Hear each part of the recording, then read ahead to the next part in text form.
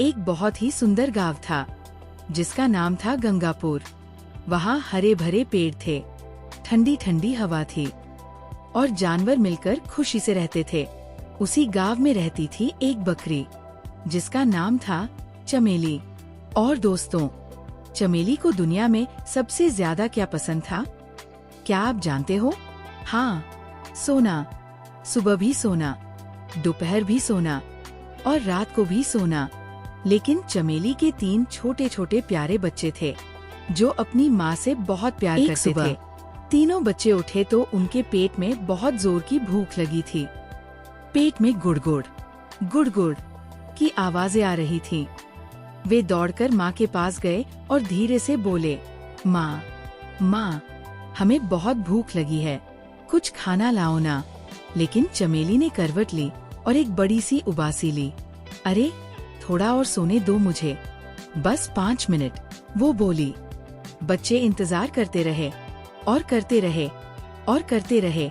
आखिर में वे रोते हुए चिल्लाए, माँ, कल से हमने कुछ नहीं खाया, हमें बहुत भूख लगी है। चमेली ने आंखें खोली। 3 उदास चेहरे, 3 भूखी आंखें उसे देख रही थी। उसके दिल में कुछ हिला। अच्छा ठीक है, वो बड़बड़ाई, मैं खाना ढूंढने जाती हूँ। और वो निकल पड़ी हरे भरे जंगल की तरफ। चमेली चलती रही तब तक जब तक उसे एक सुंदर बाग नहीं दिखा। ओह, कितना प्यारा था वो बाग। बड़े बड़े आम, लाल लाल सेब और मीठे केले सब पेड़ों पर लटक रहे थे। चमेली की आंखें चमक उठीं। तभी एक बुजुर्ग बैल उसके पास आया। आओ बहन, ये फल सबके लिए हैं, लेकिन यहाँ थोड़ा काम भी करना पड़ता है। पेड़ों को पानी देना होगा, बाग को साफ रखना होगा, हम सब मिलकर करते हैं। चमेली ने पानी की बाल्टी देखी, झाड़ू देखी, उसने सिर हिला दिया। नहीं नहीं नहीं, काम मेरे बस का नहीं, वो बोली और वहाँ से चली गई, उन सारे मीठे फलों को पीछे छोड़कर। बुजुर्ग बैल ने उसे जाते देखा और धीरे से कहा, एक दिन समझोगी बकरी, आगे चलकर जरूर समझोगी। एक नेक किसान के घर पहुँची। उसका नाम था हरिया और उसका चेहरा बहुत ही दयालु था। हरिया ने चमेली को थका हुआ और परेशान देखा।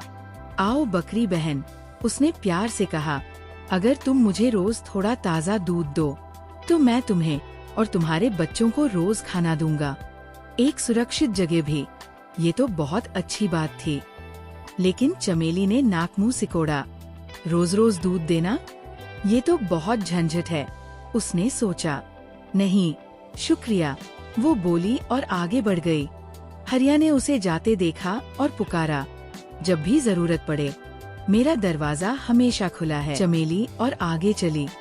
तब उसे एक खेत दिखा, हरी हरी घास, सब्जियां, अनाज। अरे, मुफ्त का खाना, उसने खुशी से सोचा। उसने न सोचा, न पूछा, न रुकी, बस खाने लगी, खाती रही, खाती रही, खाती रही। फिर बच्चों के लिए भी कुछ उठाया और घर की तरफ चल दी। देखा, बिना काम के भी खाना मिल जाता है, उसने गर्व से सोचा। बच्चों को खाना खिलाया और चैन से सो गई।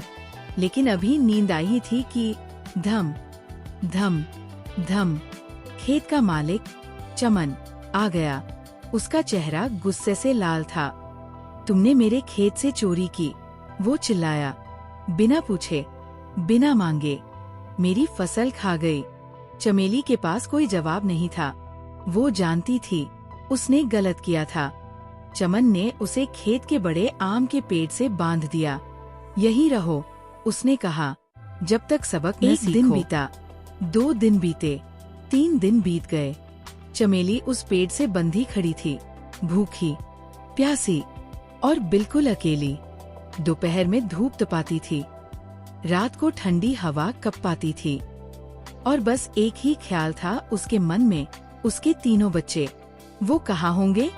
क्या वो सुरक्षित हैं? क्या उन्होंने कुछ खाया?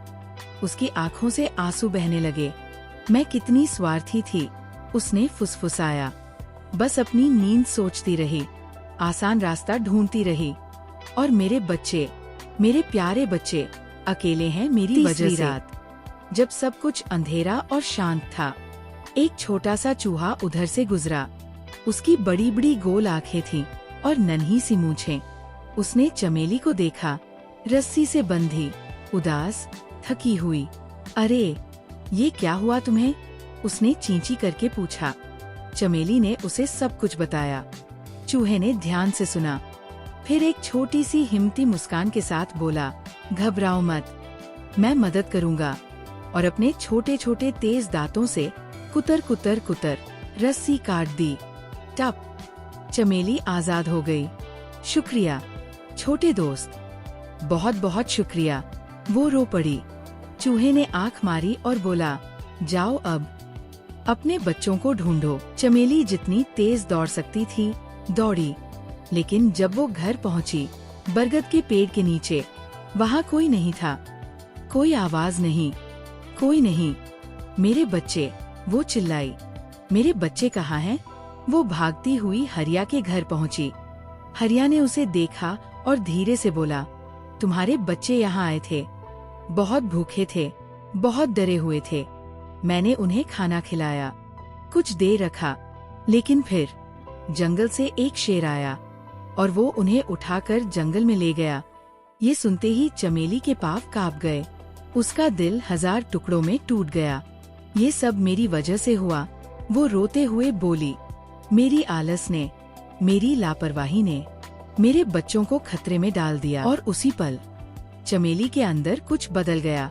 वो अब वो आलसी बकरी नहीं थी जो मुश्किलों से भागती थी। वो एक माँ थी, और माँ होती है बहादुर।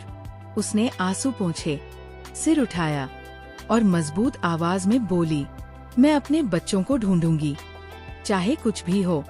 वो चमन के खेत के पास वापस गई।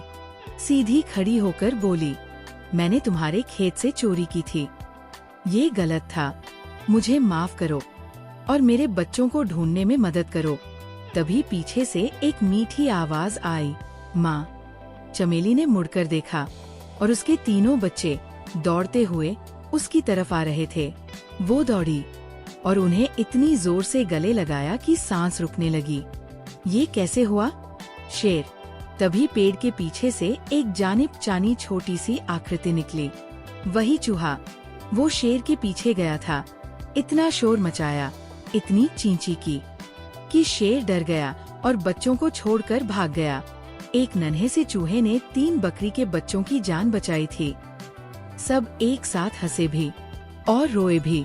उस शाम चमेली हरिया के पास गई और बोली, मैं अब काम करने के लिए तैयार हूँ। मैं तुम्हें रोज ताज़ा दूध दूंगी, बस मुझे और मेरे बच्चों को यहाँ रहने दो। मैं एक अच्छी माँ बनना चाहती हूँ और इसके लिए मुझे मेहनती बनना होगा। हरिया मुस्कुराया और बोला, घर में आ जाओ चमेली, मुझे हमेशा से पता था तुम रास्ता जरूर ढूंढोगी। और उस दिन के बाद चमेली हर सुबह जल्दी उठती, आलस को दूर भगाती, दिन में मेहनत करती और शाम को बच्चों के साथ खेलती। रात को तीनों बच्चों को प्यार से सुलाती और एक मीठा सा गाना गुनगुनाती। बच्चे सुरक्षित थे, बच्चे खुश थे, बच्चे भरे पूरे थे। और चमेली, वो पहले से कहीं ज्यादा खुश थी, क्योंकि ये खुशी उसने मेहनत से कमाई थी। तो दोस्तों, ये थी चमेली की कहानी, आलसी बकरी जिसने थोड़ी देर से सही ये सीखा कि प्यार सिर्फ एक एहसास नहीं होता। प्यार मतलब है सुबह जल्दी उठना, प्यार मतलब है मेहनत करना, प्यार मतलब है सही काम करना, चाहे वो मुश्किल ही क्यों न हो। याद रखो छोटे दोस्तों, जब हम आलसी और स्वार्थी होते हैं तो जिन्हें हम प्यार करते हैं उन्हें तकलीफ होती है, लेकिन जब हम दयालु, बहादुर और मेहनती होते हैं तो अच्छी चीजें खुद ब खुद आती है। और याद रखो, एक छोटा सा चूहा भी सबसे बड़ा नायक बन सकता है, क्योंकि दयालुता कभी छोटी नहीं होती।